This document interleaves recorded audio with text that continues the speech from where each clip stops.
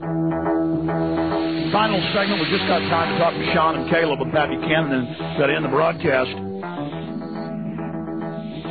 It's so important to understand that the New World Order has to destroy the United States to get their world government. Pat Buchanan, do you think the globalists are overplaying their hand and that they're not going to be able to carry out their American Union and open borders and the rest of it? Or will they just crack down with their police state and enforce the destruction of this country?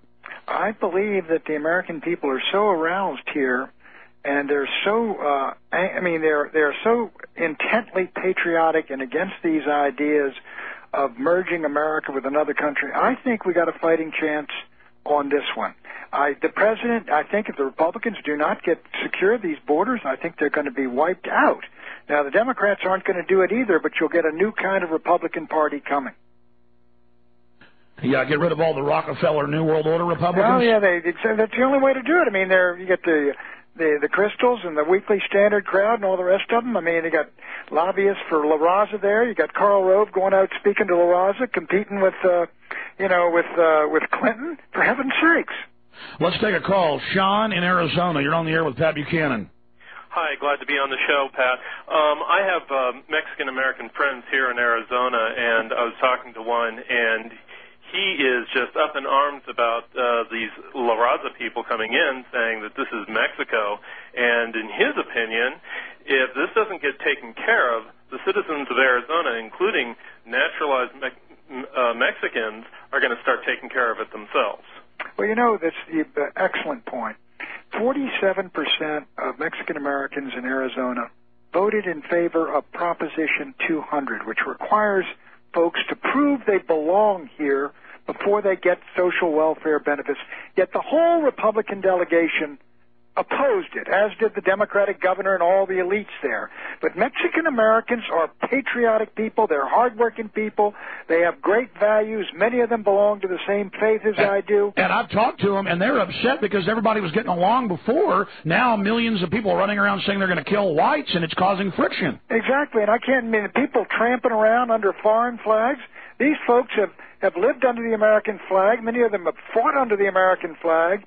And the idea that these people are coming in and representing themselves as somehow Mexican Americans is preposterous. Final caller, Caleb in Texas. You're on the air with Pat Buchanan with the new book, State of Emergency. Go ahead. Hello, gentlemen. Pat Buchanan, one question. If 9/11 and George Bush's war on terror is indeed legitimate, why wasn't the border totally militarily secured on September 12, 2001? It's because George Bush doesn't want to secure that border. I do believe he wants an open border between the United States and Mexico.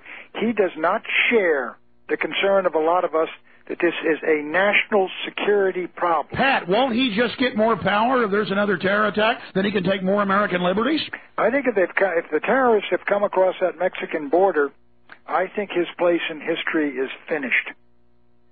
But my point is, if he got so much power out of 9/11 and got the grandstand, right? If they there's no doubt about it. I mean, war is the health of the state. You know it as well as I do, Alex. So do you agree with me that they could try to spin it, even though common sense, we would see it, that there was another attack, they could kind of spin it and ignore the border issue, and Bush could get even more power out of it?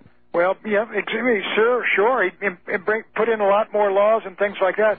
But I do think people would say, look, you did not seal that border, just as the caller said, when you had 4 years or 5 years to do it, you didn't do it, and now we got hit again.